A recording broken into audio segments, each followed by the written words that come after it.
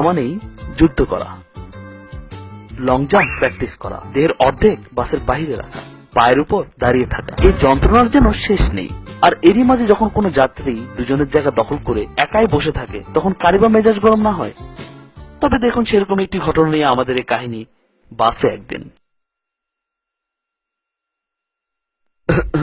সালাম আলাইকুম ভাইজান।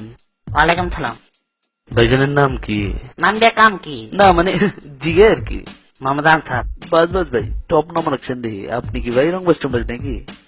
না ভাই বেড়াদার, না চাচারা মামুরা, না। ভাইজানে কি বিয়ে করছেন? আর মেয়ে পরিবার আবদান কেলা চেতেন কে? পেটে কি কিরমি আছে? থাকলে অসুবিধা কি? না মানে জিগে আর কি। সালা সম্মতি বিধে কেউ রংবাজ টংবাজ থাকবার পারে তো? নাই। ইমানে কোন কইলাম তুই মানে কসম করে কোন? আরে হালা কইলাম তো প্রথম।